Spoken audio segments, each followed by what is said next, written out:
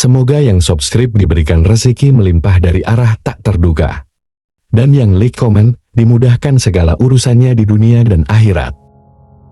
Di sebuah desa terpencil yang dikelilingi hutan lebat, hidup seorang pria bernama Jaka. Jaka dikenal sebagai pria sederhana yang hidup dari bercocok tanam. Namun, musim-musim yang sulit membuat panennya selalu gagal dan hutang-hutang mulai menumpuk.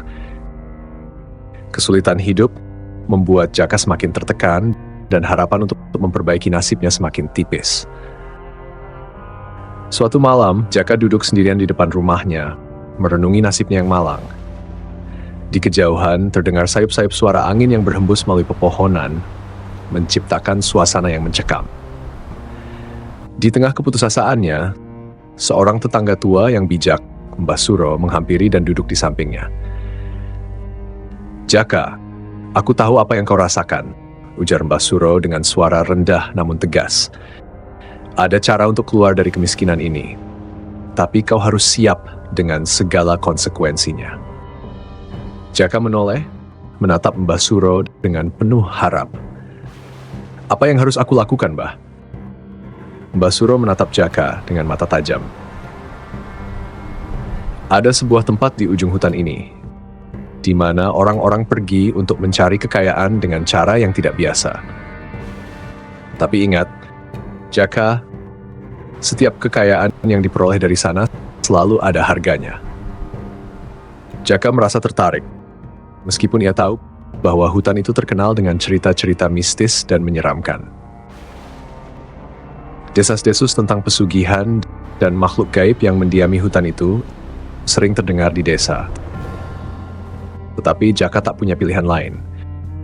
Ia harus mencoba. "Bagaimana aku bisa ke sana, Mbah?" tanya Jaka, hatinya penuh kebimbangan. Mbah Suro menghela napas panjang, seolah ragu-ragu untuk melanjutkan. "Besok malam, saat bulan purnama, pergilah ke ujung hutan. Kau akan menemukan sebuah pohon besar yang telah tua. Di bawah akar pohon itulah, kau akan bertemu dengan sosok yang bisa memberikan apa yang kau inginkan. Tapi ingat, apapun yang kau minta, kau harus siap membayar dengan sesuatu yang sama berharganya."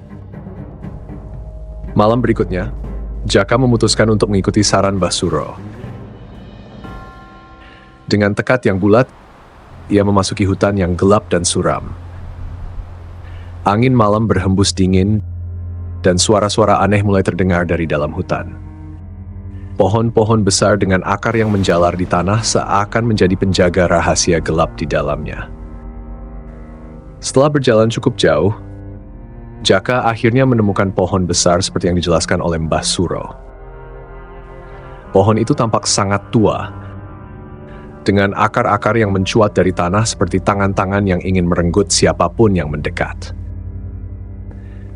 Di bawah sinar bulan purnama yang temaram, Jaka melihat sebuah bayangan bergerak di sekitar akar pohon.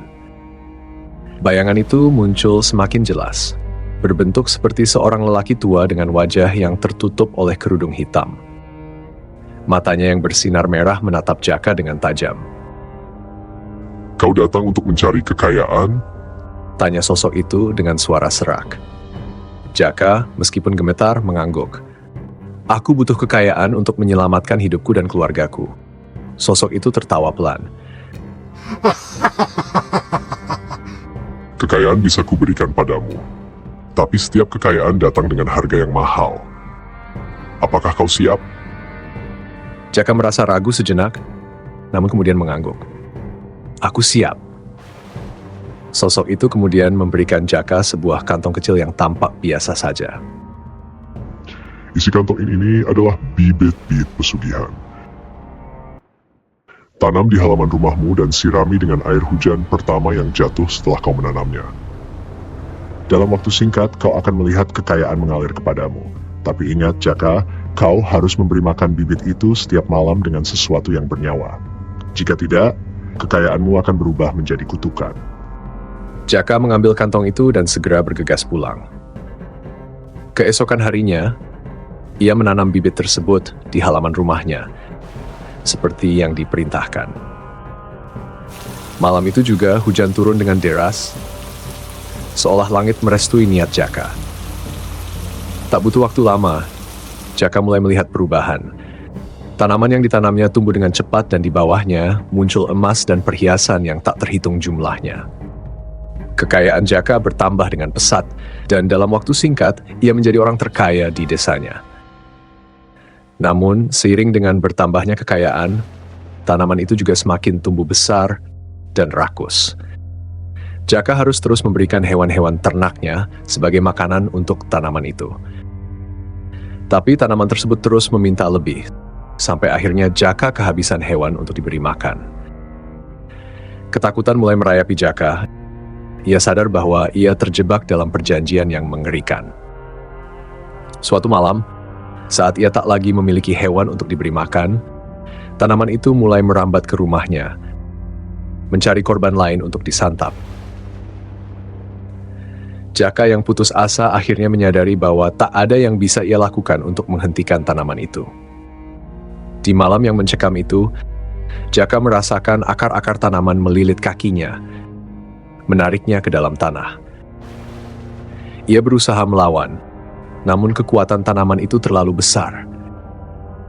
Dengan teriakan yang terakhir, Jaka ditarik masuk ke dalam tanah oleh tanaman yang dulu ia anggap sebagai sumber kekayaan.